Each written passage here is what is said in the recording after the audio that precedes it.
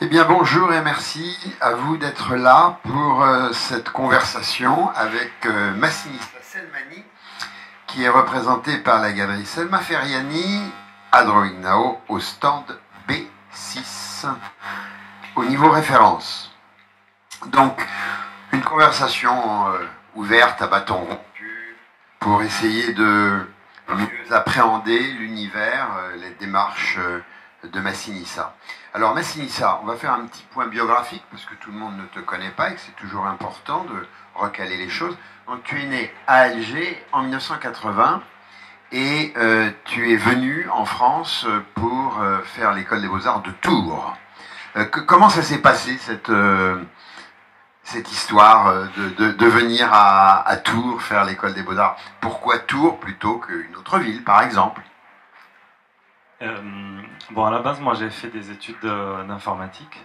J'ai travaillé un peu dedans, mais j'ai compris que c'était pas pour moi. Et que l'appel du dessin était plus fort qu'autre chose. Mes tours, c'est arrivé comme ça. J'ai cherché sur internet, c'est la première école qui est tombée. Et j'étais avec un ami, on a fait ça vite fait. Le dossier était envoyé dans l'heure qui suit, et puis voilà. Et ça s'est fait comme ça? Voilà, voilà. Et Tours, je sais pas, j'en avais jamais entendu parler. Bon. Et alors, et tu dis que tu avais une formation informatique, ouais. Mais la création artistique, le dessin dont tu parles à l'instant, c'était aussi une préoccupation. Pourquoi finalement ne pas avoir tout de suite fait du dessin ou avoir engagé une carrière artistique? Je pense comme beaucoup, bon, j'ai toujours dessiné. Après mon bac en Algérie, je voulais faire les beaux-arts, mais bon. Comme je pense que pour beaucoup, pour les parents, c'est un peu... ils veulent un vrai diplôme.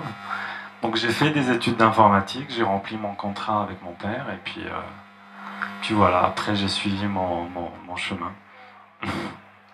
Alors ce chemin t'a conduit donc à Tours, où tu as été à l'école des beaux-arts pendant les 5 ans de préparation du diplôme. Oui, c'est ça, j'ai fait les 5 ans là-bas, oui. Et tu étais déjà dans le dessin uniquement, exclusivement?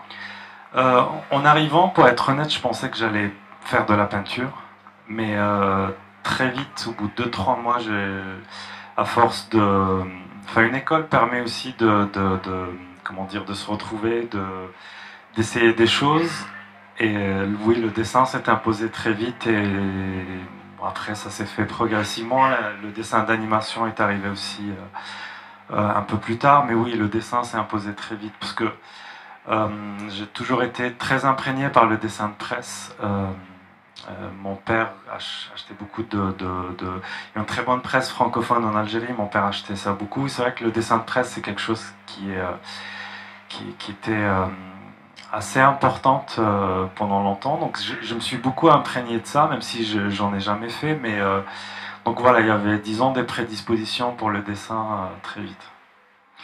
Et alors, une fois que le diplôme était en poche, pour aller un peu rapidement et arriver au travail lui-même, comment les choses se sont développées très rapidement? Tu as pu faire uniquement cela, vivre un peu de cela? Non, j'ai pas fait directement uniquement cela. Bon, je n'ai jamais arrêté. De manière, il était hors de question d'arrêter, peu importe. J'ai travaillé un petit peu, j'ai enseigné, j'ai donné des cours de dessin, j'étais enseignant d'art plastique dans un collège, par exemple.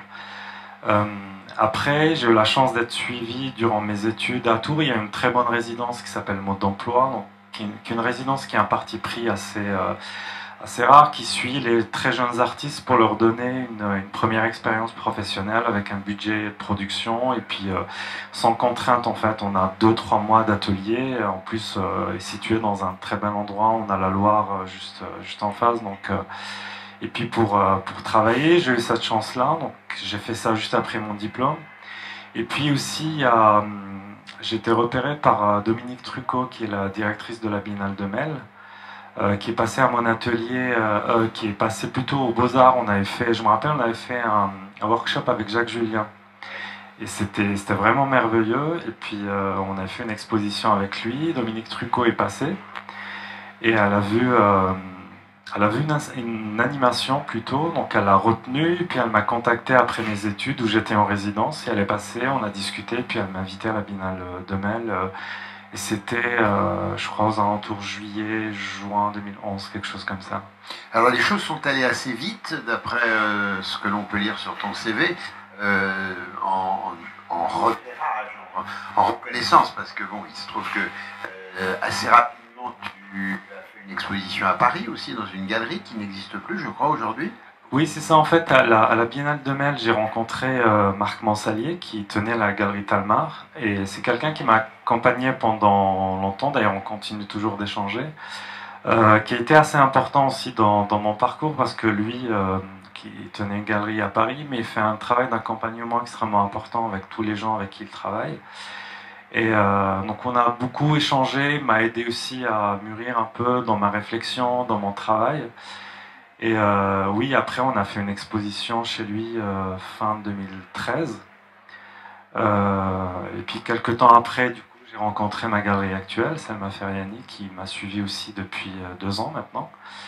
Et lors de cette exposition, c'est là aussi où j'ai rencontré Catherine David du Centre Pompidou, qui continue de suivre mon travail aussi. Voilà, c'est là où il y a eu cette heureuse aventure, il faut bien le dire, hein, parce oui, que absolument. ça n'arrive pas quand même à C'est beaucoup vrai. d'artistes, que Catherine David, qui est la directrice adjointe du Musée national d'art moderne, trouve ton travail, on va dire tombe sur ton travail, hein, un peu, je crois que c'est comme ça, et voilà, coup de cœur, elle décide de faire acquérir pour le cabinet d'art graphique du musée un ensemble de pièces que l'on retrouve par la suite à la Biennale de Venise.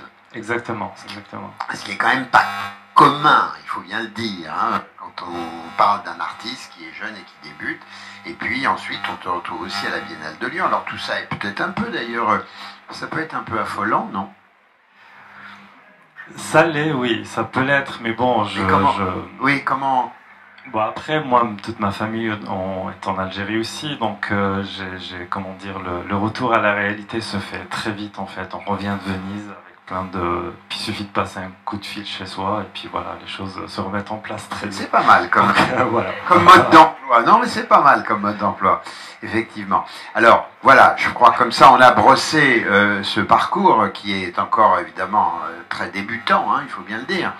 Maintenant, on va entrer dans le travail, parce que c'est ça qui est important. Mais d'ailleurs, tu as laissé filer quelques mots qui me paraissent très importants pour ceux que j'en connais, parce qu'il n'y a pas très longtemps qu'on se connaît. Il y a un mot qui me semble vraiment important chez toi, c'est le mot échange.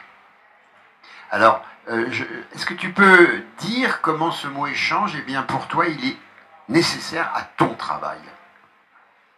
En fait, de manière générale, dans mon entourage, j'ai souvent des personnes avec qui j'échange souvent, qui ne sont pas forcément dans le milieu artistique. J'ai soit des amis artistes, mais aussi c'est aussi une relation que j'ai aussi avec ma galerie, c'est-à-dire à chaque nouveau projet, on en parle, on discute, on voit comment les choses évoluent, etc. Et puis oui, c'est quelque chose de vraiment, par exemple là pour le stand à la galerie, on l'a pensé à deux avec Nidal Chamer, donc c'est un artiste qui est un ami du coup avec lequel on échange énormément. Puis qu'on a un parcours un peu similaire comme ça, on se retrouve souvent sur des événements. Oui, il était aussi à la Biennale de Venise. Exactement, exactement. Donc c'était le premier Tunisien à faire la Biennale de Venise. Et c'était marrant aussi parce que, comme par hasard, tous les deux, on travaillait sur une nouvelle œuvre qui avait une relation avec l'architecture sans vraiment se concerter. Donc du coup, dans l'élaboration du projet, on a énormément échangé sur comment le dessin existe dans l'installation, parce qu'on passait de l'espace de la feuille à l'installation, et puis avec des enjeux politiques. Lui parlait d'un projet précis à Tunis, moi je parlais des 1000 villages, du projet 1000 villages socialistes qu'on a essayé de construire en Algérie durant les années 70. Donc c'est des choses qui sont... si on ne connaît pas, donc c'est assez précis, il faut connaître le contexte. Donc l'enjeu pour nous était de rendre ça lisible par tout le monde. Et c'est vrai que le dessin s'y prête. Moi, j'ai toujours dit que moi, je m'intéresse dans mon travail de manière générale. Je m'intéresse à toutes les formes documentaires. Et et principalement la photographie de presse. Et pour moi, le dessin est vraiment la première forme documentaire qui est directe, qui a un côté... C'est la première forme à documenter la pensée. Exactement, aussi, de toute façon, oui, c'est vrai. Donc voilà, ça, c'est des enjeux aussi avec lesquels j'échange, comme je le disais, avec des artistes, mais aussi, je développe aussi un travail d'animation, par exemple, quelque chose, j'échange beaucoup avec Mathieu Dufoy qui est là. Voilà, Mais c'est intéressant parce qu'effectivement, on a le sentiment, quand on commence à connaître un peu ton travail et à avoir échangé avec toi, justement, de prendre à mesure que c'est vraiment une posture, si je puis dire, en tout cas une façon d'exister dans la création qui est nécessaire à la nourriture de cette création. Donc ce n'est pas quelque chose qui est porté sur soi-même dans la réflexion sur l'art du passé. Tu as besoin de cette espèce de dialogue. Oui, c'est sûr. Sur chaque sujet, événement ou autre, il faut parce qu'en fait, moi, j'ai pris le parti pris de faire, d'avoir cette économie de moyens dans mon travail de manière générale. Je suis vraiment fasciné par l'idée de faire de l'art avec très peu de choses.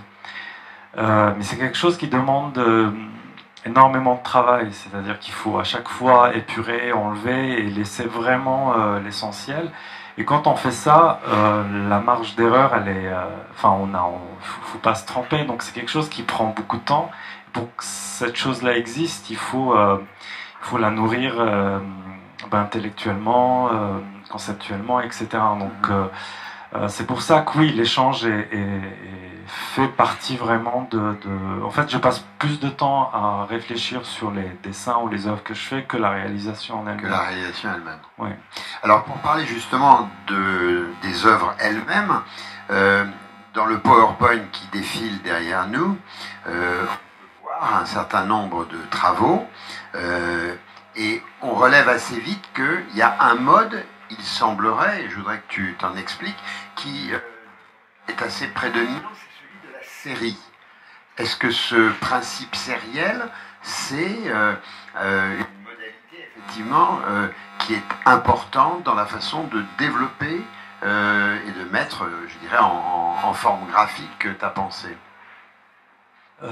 La série est arrivée il y a pas très longtemps, en fait, il y a 1 an et demi, 2 ans. Parce que le cœur de mon travail, c'est vraiment tout mon boulot d'animation, toutes les expérimentations autour du dessin. Mais la série est intéressante quand on fait une série de dessins. L'intérêt, je pense, ça aide aussi à comprendre la démarche. Parce que je pense prendre des dessins comme ça, sauf si c'est des dessins particuliers qui existent comme ça en une seule fois. Mais la série permet de comprendre un cheminement et sans doute une pensée aussi, je l'espère. Alors tu mets l'accent aussi sur le mot expérimentation. Effectivement, il me semble que le dessin pour toi, c'est un territoire d'expérimentation permanent. Oui, absolument. C'est-à-dire à chaque fois que je réfléchis sur un projet, je travaille de différentes manières. Si c'est une série de dessins, alors chaque série a sa logique, a sa manière de se développer, mais aussi je fais parfois des œuvres un peu périphériques, comme j'ai fait pour les 1000 villages, où c'est un sujet précis, avec un ancrage historique, où il faut une documentation. Pour le projet, j'ai travaillé avec un sociologue. Alors, tu veux préciser quel est ce projet de 1000 villages exactement? Alors, les 1000 villages, en fait, après l'indépendance en Algérie, l'Algérie a pris un virage socialiste très clair. On a essayé de créer une sorte de socialisme algérien. Et en fait, c'était aussi une réponse par rapport à la colonisation. En fait, il y a eu des 1000 villages durant la colonisation, sauf que c'était des villages pour isoler la population de la résistance. C'était des villages entourés de miradors. Et après, en fait, l'indépendance, l'Algérie, donc il y a eu la révolution agraire, on a tenté de créer 1000 villages. Et l'idée, le postulat de départ était intéressant parce que c'était de dire les agriculteurs algériens, ils ont été spoliés de leurs terres. Avec la révolution socialiste, on va leur rendre leurs terres. Vu que beaucoup vivaient dans une extrême pauvreté, dans les régions reculées. On se disait on va leur créer des coopératives, on va construire 1000 villages socialistes pour développer l'agriculture algérienne et puis créer des socialistes algériens, sauf que ça n'a jamais marché parce que quand l'idéologie se heurte à la réalité, quand vous allez en fin fond de l'Algérie, que vous venez d'Alger avec en costard cravate expliquer, parler à des gens du projet socialiste algérien, alors que les gens, leur souci premier est de continuer à vivre, enfin à manger. Au jour le jour. Voilà, le décalage est énorme. Et puis, ce qui était intéressant aussi, c'est que on a imposé des normes. En fait, chaque village devait être construit de telle manière, avec tel équipement, etc., qu'on a essayé de reproduire partout. Mais parfois au détriment des besoins des paysans. Ben, par exemple, j'aime beaucoup l'expression du... J'ai travaillé avec un sociologue algérien qui a fait sa thèse sur le sujet, qui s'appelle Jafar Lesbot. Lui, il a une formule que je trouve assez belle. Il disait... il m'a parlé d'un village socialiste en Algérie. Alors les paysans leur disaient le village, il a son sens ici parce qu'il y a le cours d'eau qui passe là, etc., etc. Ouais. Mais on l'a mis très loin, à côté de l'autoroute, parce qu'il était visible. Et du coup, les villages socialistes, ils disaient que c'était devenu comme des stèles posthumes pour les martyrs de l'indépendance. Et je trouvais ça extraordinaire comme image. Et quand l'idéologie rencontre le réel, j'ai l'impression que le réel finit par gagner. D'accord. Mais alors c'est passionnant de t'écouter nous expliquer le concept en fait dans lequel ton travail vient prendre place. Mais c'est vrai qu'à t'écouter, je ne sais plus si j'écoutais un artiste, un sociologue ou un historien des sociétés. Enfin, c'est vrai que comment tu articules cela par rapport à la réalisation plastique, à l'acte de création? Oui, bon, le sujet est absolument passionnant. Donc pardon, excuse-moi. Et en fait, je me disais aussi, tu es né en 80, donc bien après tout ça. Alors, qu'est-ce qui t'a conduit à vouloir, à te pencher sur ce sujet-là? En fait, j'ai découvert le sujet dans une double page d'un journal algérien qui s'appelle Ouatan. C'est un peu du Monde ou de Libération. Ouais. Donc c'est un journal à gros tirage.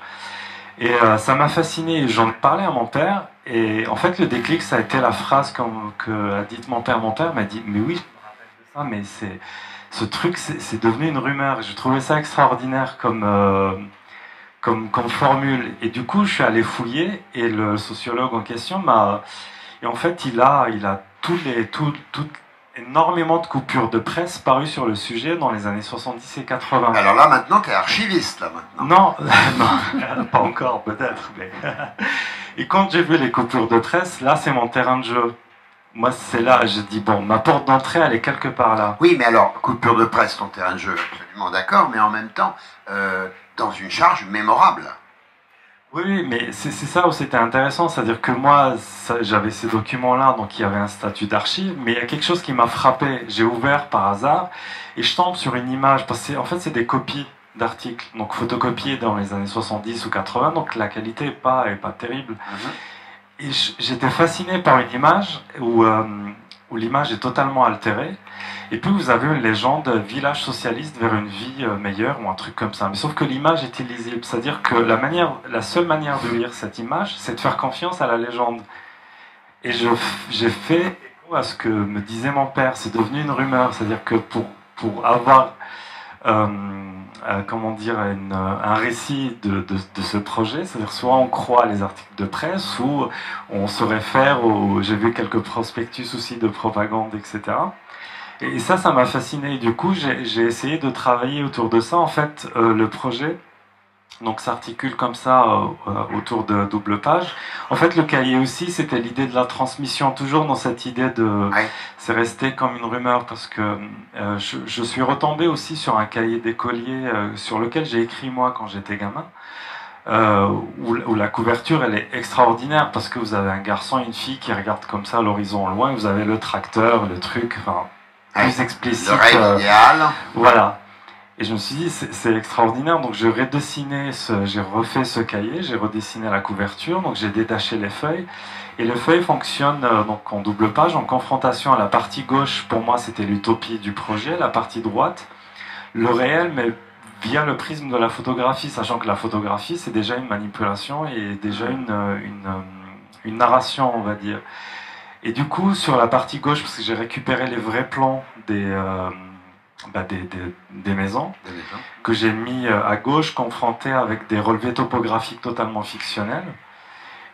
Et à droite, en fait, il y a 20 pages, et sur les images de droite, les images se dégradent au fur et à mesure avec les légendes que j'ai gardées telles quelles.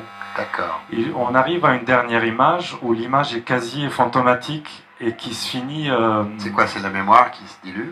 Voilà, et on voit aussi l'effondrement du projet. Et la dernière image, elle est quasi fantomatique. J'ai trouvé ça très bien parce que c'est aussi le fantôme du projet en quelque sorte. Et qui dit village socialiste vers une vie nouvelle. Je crois que ça se termine comme ça. Donc bon, après, c'est une pièce où il faut prendre le temps de lire chaque chose, mais c'est aussi, je parlais tout à l'heure de l'économie de moyens. Ça illustre vraiment, c'est un sujet assez lourd. J'ai passé... plusieurs mois à me documenter, à lire, à voir des gens et tout ça. Et moi, c'était vraiment un parti pris de faire la forme la plus simple possible. C'est une œuvre d'ailleurs qui s'est développée dans le temps. Si j'ai bonne mémoire, c'est la date de ce travail, c'est 2011-2015, c'est ça? C'est pendant 4 ans que ça... Non, pas, ça c'est une animation qui s'est développée sur ce temps-là. Mais le projet, ça fait 2-3 ans que je collecte des choses, que je regarde... Et puis en fait, c'était à l'occasion de la Biennale de Venise, le commissaire m'avait dit, il a commandé une nouvelle œuvre pour pas mal d'artistes. Et quand je lui parlais que j'avais ça dans mes tiroirs et que je voulais absolument le faire, donc voilà, ça s'est fait très vite. Alors, quand on regarde en dehors de ce projet des 1000 villages, il y a un élément aussi qui est important dans le travail. Là d'ailleurs évoqué à plusieurs reprises et il y a quelques secondes, c'est la question du dessin d'animation. Ça, c'est un objet, je dirais, qui est très important chez toi. J'ai eu l'occasion de voir la prestation que tu avais faite à Tours, à la Biennale Triennale de Vendôme, à la Biennale de Lyon, bien sûr. Donc, qu'est-ce que le dessin d'animation, en quoi te motive-t-il? Qu'est-ce qui t'intéresse dans ce dessin de motivation? Parce que tu nous as parlé tout à l'heure de dessin de presse, donc on est dans des images figées, je dirais presque des images mortes, en quelque sorte, avec leur charge de mémoire d'ailleurs. Est-ce que c'est une manière de vouloir réactiver quelque chose de vital, quelque chose justement de cette mémoire dans le dessin d'animation? Oui, il y a vraiment quelque chose de ça. En fait, il y a quelque temps, bon, je discutais avec quelqu'un de proche, on essaie de voir comment les choses se sont déclenchées.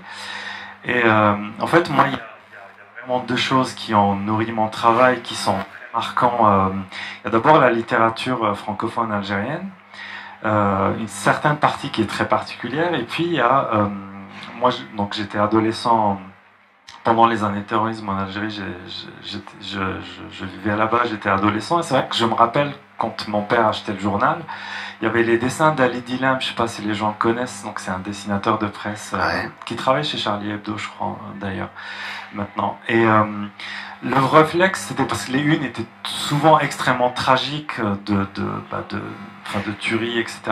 Donc le réflexe, c'était de retourner le journal, de voir le dessin de presse rire un bon coup, et puis retourner, là on est prêt pour lire le... C'est quelque chose qui m'a façonné, et surtout vous retrouvez ça aussi dans la littérature algérienne, donc je généralise pas bien sûr, mais certains auteurs sont vraiment doués pour ce genre de choses-là. J'ai lu un bouquin qui est absolument merveilleux, que je recommande, de Chowkhi Amari, qui est un chroniqueur dans le journal Watan, qui a écrit un bouquin qui s'appelle L'Inde mort, et l'histoire est absolument incroyable. Vous avez une histoire absolument absurde, mais avec un arrière-fond extrêmement violent.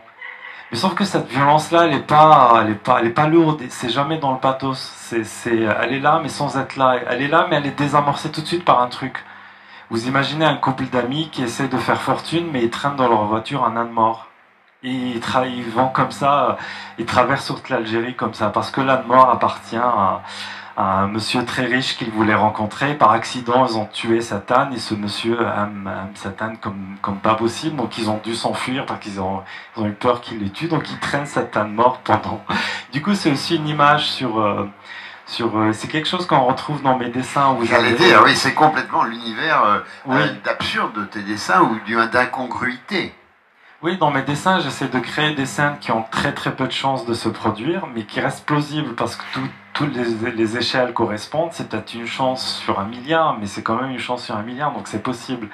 Mais pour que ça se produise, il faut qu'il y ait un concours de circonstances incroyable.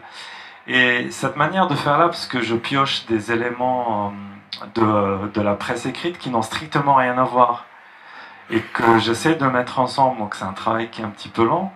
Et même s'il y a un arrière-fond tragique, bah, cette absurdité-là fait que...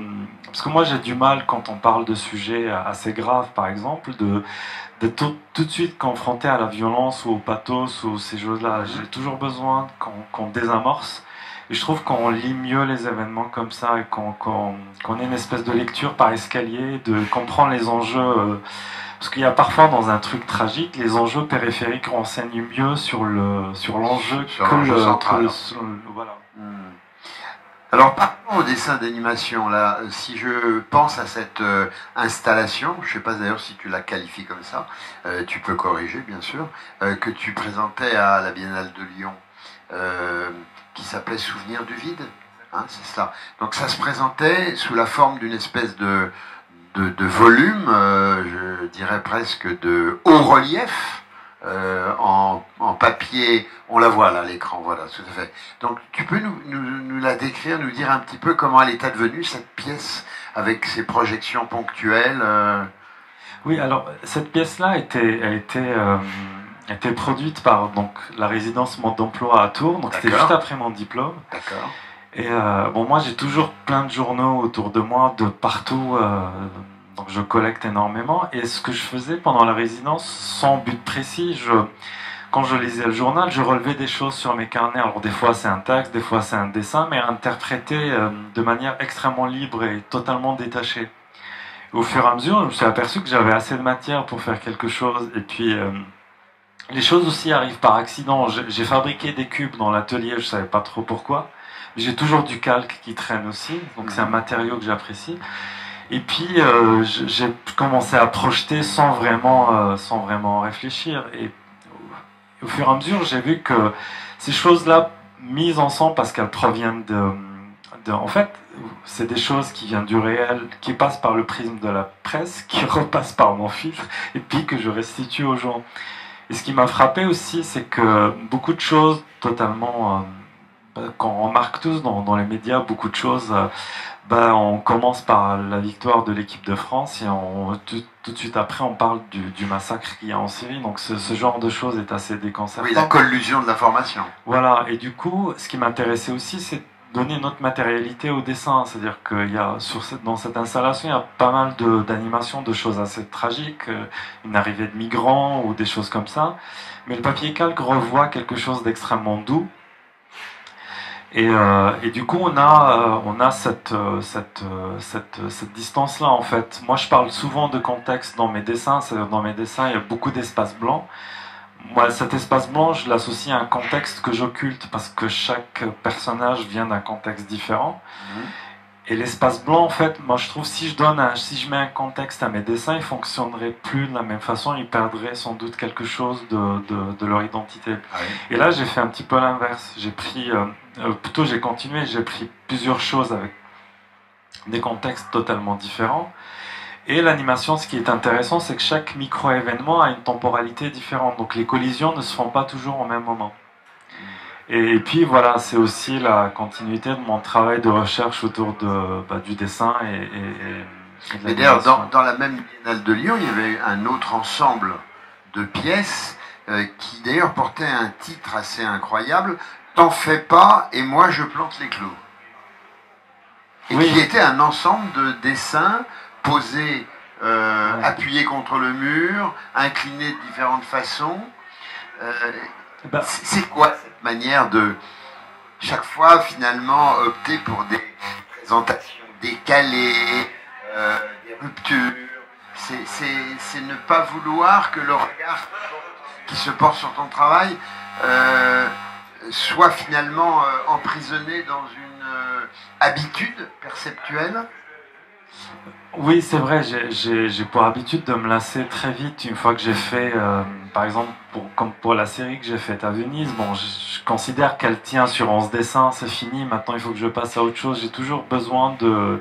C'est toujours intéressant cette dimension qu'a le dessin de vivre aussi comme une expérience. Les dessins à Lyon, bon, on voit pas très bien ici, mais en fait c'est une arrivée fictionnelle de migrants. Et les protagonistes des dessins viennent de choses qui n'ont aucun rapport en fait, aucun immigrant, donc sont mis en scène comme des migrants. En fait, c'est ça, c'est ça.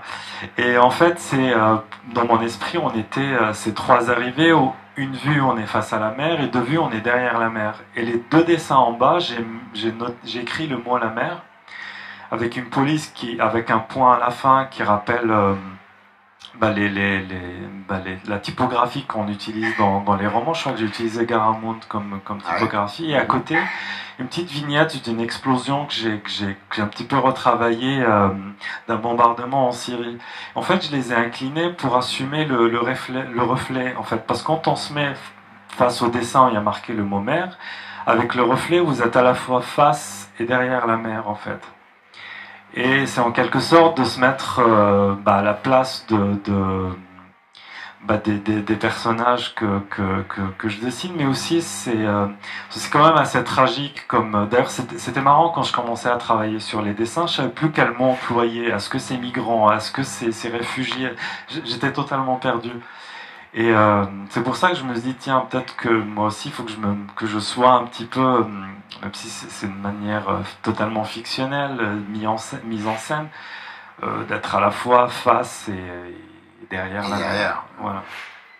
Et alors, cette façon d'aborder le dessin, cette façon de procédure de création, est-ce qu'on peut la rattacher ou non à des courants antérieurs? Parce que est-ce qu'on peut dire par exemple qu'il y a quelque chose d'un peu surréalisant dans ton travail, dans cette façon?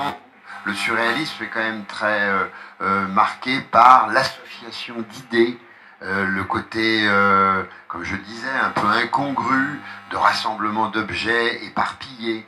Est-ce que dans ton esprit, il y a quelque chose qui vient d'une espèce de suite, sans que ce soit une application, bien sûr, du surréalisme, ou pas du tout?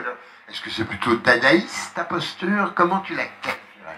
C'est drôle que tu parles de ça, parce que moi, la peinture surréaliste, c'est pas trop mon truc. Ça ne m'a jamais parlé. Mais par contre, la photographie surréaliste, oui. Et le cadavre exquis? C'est pas exactement mes trucs, mais il y a un photographe en particulier, pour être précis, c'est Paul Nouget, qui est un surréaliste belge, que j'ai découvert totalement par hasard. J'étais en stage quand j'étais étudiant en Belgique. Et il y a une série qui s'appelle la subversion des images. Et une photographie en particulier qui m'a frappé, où on voit 3-4 personnes qui regardent un mur. Il n'y a rien sur le mur. Et c'est tout ce que j'aime. C'est l'absurde, donc. Oui, j'ai vu ça, je suis resté je sais pas combien de temps à regarder cette photographie. Mais... Et dans la littérature, est-ce que la littérature absurde t'intéresse, celle de Ionesco par exemple? Alors je peux pas dire que j'ai tout lu non plus, mais c'est plutôt, je puise ça vraiment dans la littérature algérienne, où je retrouve ce qui me parle, parce que j'ai grandi comme ça. Parce que ce qui te fonde finalement. Oui, parce que en fait j'ai eu la chance d'avoir beaucoup ri pendant mon enfance, donc peut-être que ça vient de ça aussi. Et alors, pour revenir justement à tes origines,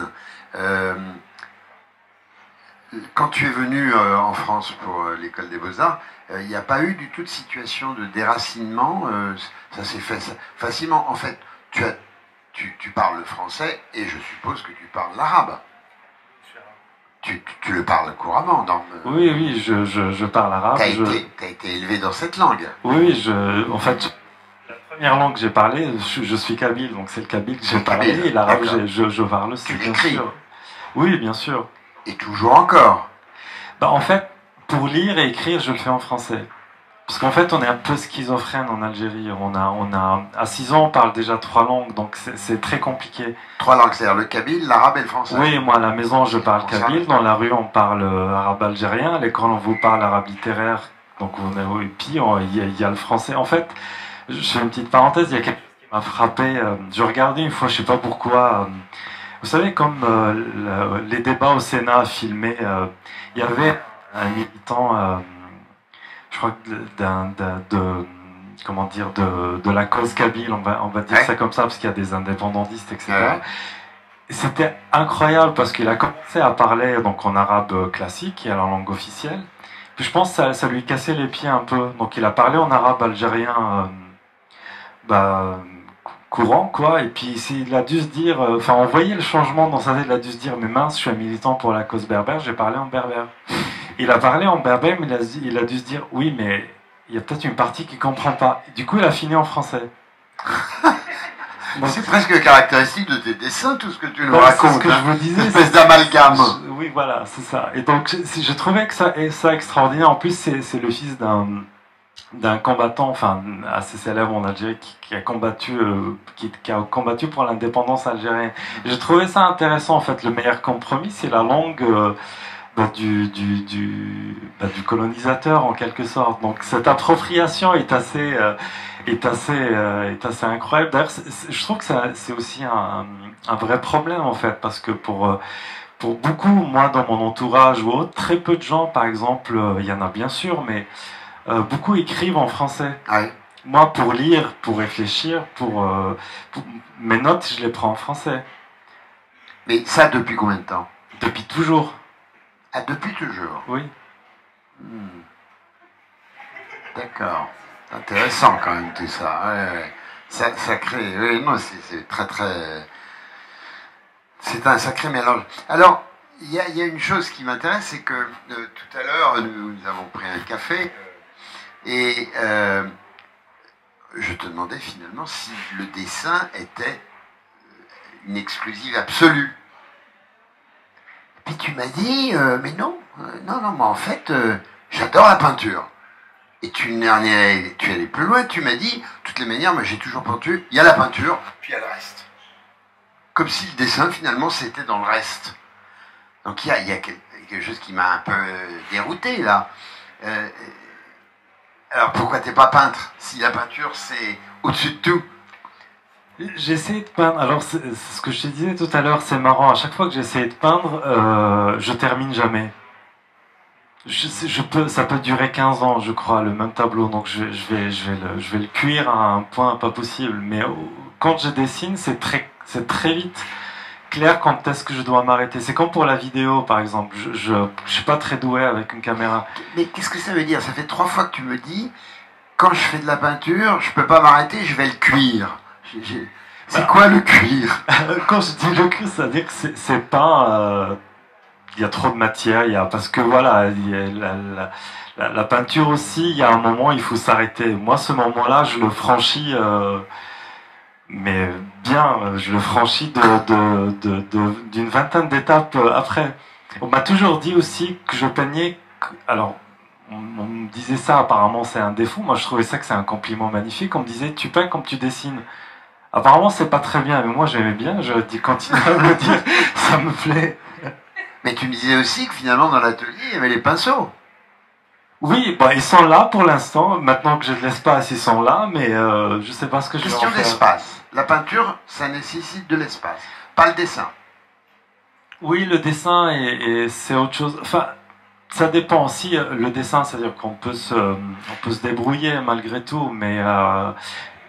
Maintenant que j'ai pris un atelier où j'ai un tout petit peu plus d'espace, c'est vrai que mon dessin commence à changer aussi parce que on s'est créé ces petits rituels, on dessine un petit peu, on part faire autre chose, on revient, on peut accrocher le dessin, voir si on a toujours la même sensation ou pas. Donc il y a un rapport qui est différent. Alors quand on travaille dans un petit espace, on est tout le temps dans l'attention, dans quelque chose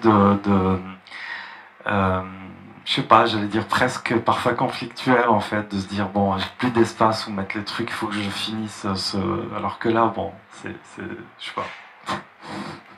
Et alors, par rapport au travail lui-même, Il y a des projets? Oui, forcément. Donc j'ai un court-métrage que je suis en train de tourner. Un court-métrage? Oui, donc c'est la première fois, parce que les animations, de manière générale, c'est des actions très courtes que je fais. Ce qui me plaît, c'est de faire des... Par exemple, j'ai fait une animation, quelqu'un essaie de voter, mais met le bulletin de vote à côté de la fente de l'urne. Et ça, c'est dommage. Hein. Et quelqu'un l'applaudit, et ça tourne en boucle comme ça. D'accord. Donc quand on voit, c'est très drôle, peut-être, mais quand c'est en boucle, vous revenez une heure plus tard, il est toujours là à essayer, l'autre applaudit, on bascule dans quelque chose d'un peu plus tragique. Ouais. Donc j'ai toujours fonctionné comme ça, mais là c'est la première fois où j'étends le... Bon, il n'y a pas vraiment d'histoire de climax ou ce genre de choses, mais c'est un travail plutôt expérimental, toujours dans la continuité d'explorer le dessin. Et je travaille à partir d'images de presse en leur subissant toute forme de filtres.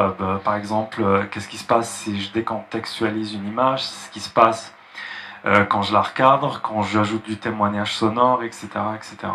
Donc ça, c'est en cours, plus d'autres projets un peu plus... qui prendront sans doute beaucoup plus de temps. Qui prendront plus de temps et qui sont articulés par rapport à quel type de propos? Il y a plusieurs choses. Alors, il y a, en fait, il y a certains points aussi. Forcément, il y a un retour de temps en temps à ce qui se passe en Algérie. Là, ce qui m'intéresse, c'est certaines parties de l'histoire algérienne qui sont tout à fait méconnues, sur lesquelles je vais commencer un petit peu à travailler, à réfléchir. Donc ça, voilà, c'est une temporalité différente, c'est-à-dire qu'il faut essayer de consulter des archives, rencontrer des gens, essayer de se nourrir pour voir comment l'aborder. Et puis de manière générale aussi, une réflexion sur le dessin. On parlait tout à l'heure de la question du contour, par exemple. La question du contour, tout à fait. Le contour n'existe pas dans la réalité, alors qu'en tant que dessinateur, on passe notre temps à faire des contours. Donc c'est une question intéressante, je ne sais pas comment je vais résoudre ou pas la question. Sur le stand de la galerie Selma Feriani, là au-dessus de nous, il y a 3 petits dessins qui sont très récents, je crois savoir, et qui procèdent justement d'expérimentations de cette nature. Oui, alors ces 3 dessins-là, donc il y a l'apparition du volume et dans une forme de collage. Hein. Voilà, c'est ça. Et puis un retour aussi, parce que ça fait un petit moment que j'ai pas fait ça, donc ça manquait un petit peu. Je crois qu'en travaillant sur les 1000 villages, j'ai travaillé aussi, j'ai fait quelques installations autour de l'architecture. Je trouvais que ça devenait un peu trop sérieux, donc le côté absurde me manquait un petit peu. Donc je voulais revenir un petit peu vers ça. Donc la série s'appelle Situation, parce que voilà, c'est des choses, encore une fois, que je donc c'est des dessins situationnistes, si je comprends bien. Oh, j'irai pas jusque-là, mais on peut dire qu'il y a la racine du mot qui est en commun, mais pour le reste, faut que je relise Guy Debord, alors. Alors on va terminer, je vais te demander si tu veux bien nous donner, par exemple, une référence dans l'histoire de l'art, donc ça va être sans doute un dessin, une référence dans l'histoire de l'art qui est une œuvre qui t'a marqué définitivement. C'est une peinture, c'est Les Passants de Daumier. Je le savais. Ce sont Les Passants de Daumier que l'on peut voir où? Au Musée des Beaux-Arts de Lyon. Alors qu'est-ce que c'est que ça? Tout d'un coup, quand tu m'as annoncé ça une fois il y a quelque temps, j'étais un peu surpris quand même. Tu me parles de Daumier, alors évidemment, excellent dessinateur par ailleurs. Et Les Passants de Daumier, qu'est-ce que c'est que ce tableau exactement? En quoi il te fascine? Le tableau me fascine parce qu'il a peint des passants. Donc pour l'époque, je trouvais ça assez extraordinaire parce que c'est un plan serré, on dirait quasiment photographique. Bon, ça correspond aussi à l'apparition de la photographie. Ouais. Et puis j'ai toujours été passionné aussi par la peinture réaliste de manière générale. Et Daumier, il a vraiment un ancrage très particulier. J'étais toujours frappé par sa manière de peindre. Si vous remarquez, par exemple, toute sa série des avocats, les contours sont très bien marqués. Mais l'intérieur, le passage, je ne sais pas comment on appelle ça, l'espèce d'écharpe blanche des avocats. Oui, enfin, on voit ce que tu veux dire. Bref, le passage de là au visage, c'est magnifiquement peint. Il n'y a aucun contour, c'est toujours dans la matière. Et pourtant, tous les contours sont très bien détournés. Ça m'a toujours frappé. Et c'est peut-être ça ce que veut dire peindre comme un dessinateur. Alors moi, je veux bien peindre comme ça. Bon, on peut te souhaiter que la carrière de Daumier, parce qu'elle est quand même assez exemplaire dans Non. Voilà, bah écoutez, merci de nous avoir écoutés, mais vous avez peut-être une question à poser à Massinissa Selmani.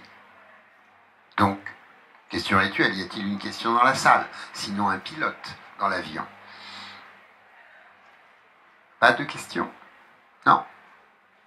Ben écoutez, merci beaucoup, et donc ne manquez pas d'aller sur le stand de la galerie B6, galerie Selma Ferriani, qui est une galerie à Tunis et à Londres. Merci beaucoup, et demain rendez-vous à 14h avec Eric Lavasseur.